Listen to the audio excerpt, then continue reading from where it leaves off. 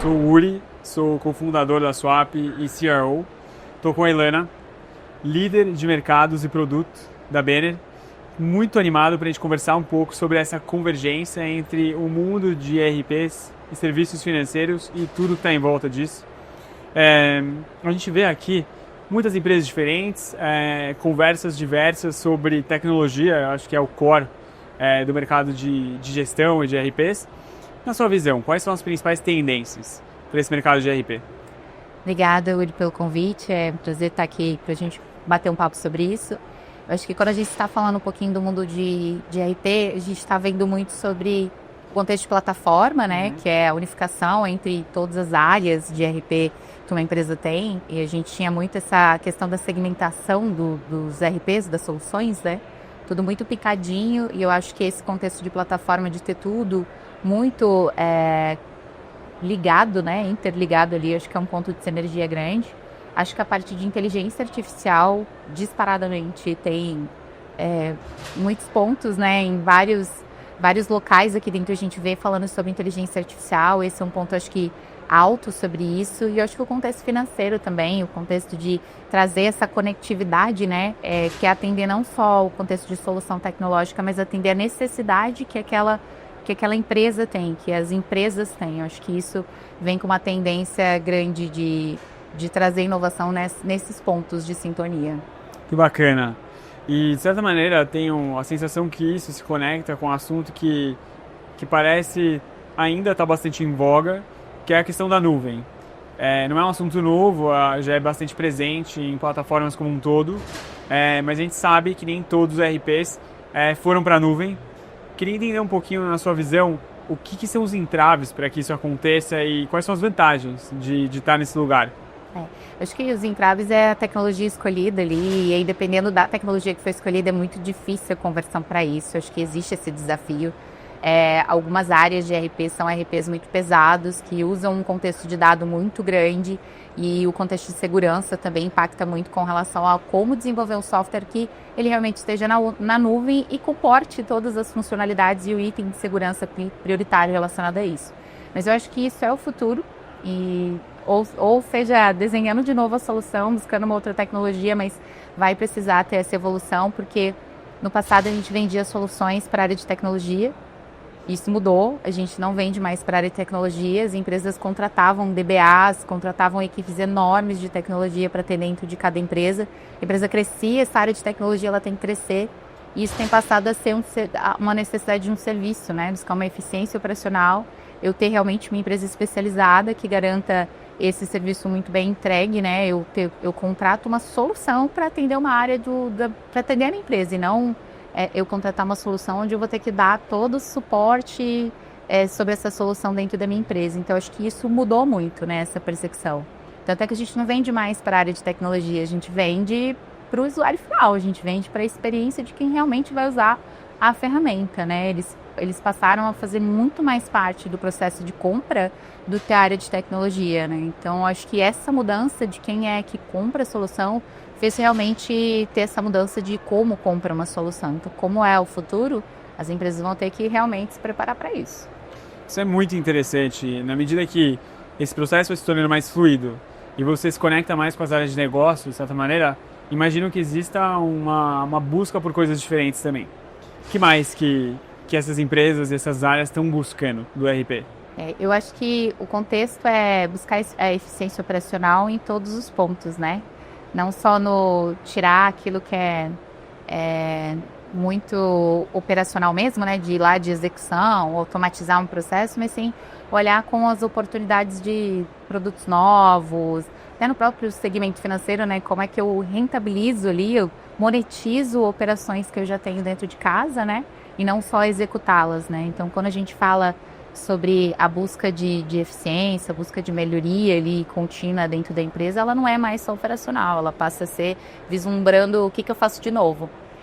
A gente tinha aquela visão de que as empresas elas eram quase que perpétuas, né? E hoje empresas elas não duram mais 50 anos, 30 anos, 20 anos. Se elas não evoluírem efetivamente, elas vão durar 5 anos em breve, né? E aí, nesse contexto, existe uma busca sobre inovação mesmo. E a inovação, às vezes, são negócios novos. Então, a gente não vende mais só software, a gente vende solução e realmente traz ali oportunidade de solução para as empresas. Que bacana. E é interessante quando a gente começa a trazer esses elementos de inovação que se conecta um pouco também com o ciclo da adoção das tecnologias de digitalização, né? A gente viu primeiro web, depois a nuvem, agora esse elemento de fintech, serviços financeiros e AI. E dentro disso tudo existe uma crença de que todas as empresas vão ser uma empresa de serviços financeiros, vão ser uma fintech ou um banco. Você concorda com essa afirmação? Eu acho que tem um caminho para isso, sim, porque quando você olha no contexto administrativo, né, e no fim das contas, né, além do processo produtivo que aquela empresa tem, independente do segmento dela, a área administrativa ela existe. Você precisa administrar o processo de entrada de matéria-prima ou de pessoas que vão executar aquele serviço, e tudo isso passa por um fluxo financeiro em várias pontas, desde Sim. o pagamento de colaborador até efetivamente recebimento do comprador ali. E nesse contexto, quando a gente começa a falar sobre hiperconectividade e atender toda a necessidade de uma empresa, a gente está falando em atender essas áreas também. Então, eu entendo que quanto mais a gente fala sobre plataforma, sistema único, ecossistema, mais a gente está se aproximando em fazer parte da cadeia inteira de valor daquela empresa. Então, acho que tem muita lógica em isso evoluir para esse contexto, visto o movimento, né, de atender um ecossistema. Bacana. E na medida que você foi falando, é possível ver que vocês têm múltiplos pontos dessa jornada, né? E isso gera muitas oportunidades. Às vezes oportunidades demais, inclusive, né? E vem a dúvida, por onde começar? Como que vocês estão abordando essa questão e roadmap de soluções financeiras dentro do ecossistema de vocês? Legal. A gente já tem o contexto de integrações, eu acho que esse é o primeiro ponto, né? Garantir que seja fluida a jornada do nosso cliente. E com isso a gente vem entendendo onde estão as maiores dores, né? Então a gente tem uma visão aí de futuro, de buscar oportunidade onde tem as maiores dores. E eu acho que o ponto de complementar a solução para o cliente é um que a gente vem trazendo. Então a gente teve inovação aí, tanto no contexto de RH, quanto no nosso corporativo, que tem a partir de RP. Nosso RP tem facilidades com relação a meios de pagamento, e isso vem trazendo outras oportunidades ali dentro. Então, internamente a gente tem assim, uma visão de que nosso roadmap deve caminhar para mais ações, não só no contexto da área financeira, de boleto rápido, mas também no contexto de RH também. Muito legal observar um pouco dessas vantagens, não só para vocês como plataforma, mas também para essas áreas que vocês atendem. Quais as principais dores que você acredita que vocês atendem e benefícios que vocês trazem para essa área, tanto do CFO quanto do CHRO também, né? Sim. Eu entendo que quando uma empresa busca uma solução, o principal ponto é ter facilidade, né? Acho que facilitar o trabalho dele e ele ser menos operacional e conseguir vislumbrar novas oportunidades, eu acho que é o principal ponto de sintonia. Eu entregar uma ferramenta que mostre para ele de forma rápida e fácil como é que ele melhora o negócio dele, eu acho que é um benefício, é aquele benefício, a cereja do bolo, mas a gente consegue, para cada segmento, para cada área, em cada negócio, a gente tem necessidades diferentes. A Benner, ela é uma empresa que ela tem nichos de mercado que a gente tem maior atendimento, né? Então a gente tem áreas que a gente consegue ser muito completo. E para essas áreas a gente consegue ter uma jornada do começo ao fim. Olhar para a entrada do processo até efetivamente o resultado desse processo. Então, essa conectividade, ela facilita uma única linguagem, uma única visão, um resultado mais completo para a empresa. Muito bom. Benefícios para vocês, benefícios para os financeiros, para os RHs. Parece fazer muito sentido fazer. Mas não parece fácil também, né? Acho que quando a gente fala de banco, sempre vem inúmeras complexidades na cabeça. Como que vocês contornam esses obstáculos dentro do contexto de vocês? Não é fácil fazer um banco, né? No final das contas. Não é fácil você criar serviços financeiros. A gente sempre pensa, compliance, tecnologia, desenvolvimento de software adicional e uma série de questões que precisam ser aprovadas internamente. São projetos novos que requerem novas receitas, novos investimentos. e tem toda essa complexidade. Como que vocês navegam essa complexidade para minimizar ela e garantir que vocês conseguem colocar esse tipo de projeto para rodar? Contexto, acho que de desafios, né, de ter essa parte financeira, entrar para esse mundo financeiro, eu acho que as empresas têm contornado isso buscando parcerias.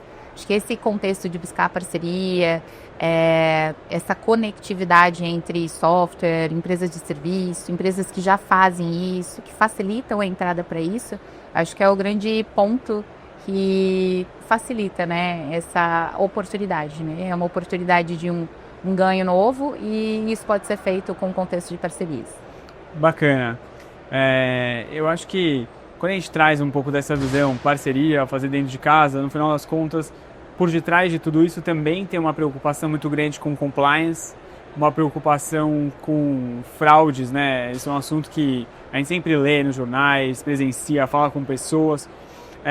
Na sua visão, o que pode ser feito, até num contexto de tecnologia mais amplo, não necessariamente só de pagamentos, mas querendo ou não, vocês também veem muitas transações ali dentro, tem muita informação sensível dos seus clientes. De que maneira que vocês conseguem endereçar isso para garantir a maior segurança e eventualmente até criar um caminho para que serviços financeiros possam ser melhor conectados na plataforma de vocês?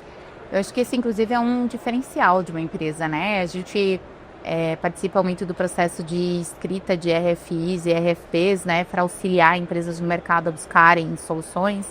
E acho que esse é um ponto de sintonia para ter a busca da melhor solução, né? Áreas especializadas nesse contexto de compliance, ele é um ponto importante. Eu acho que isso diferencia uma empresa hoje dentro do mercado.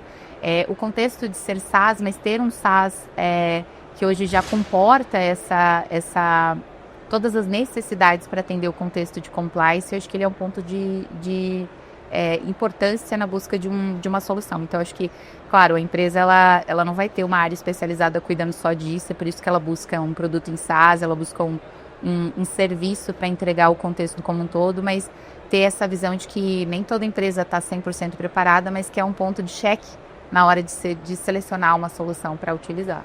Com certeza.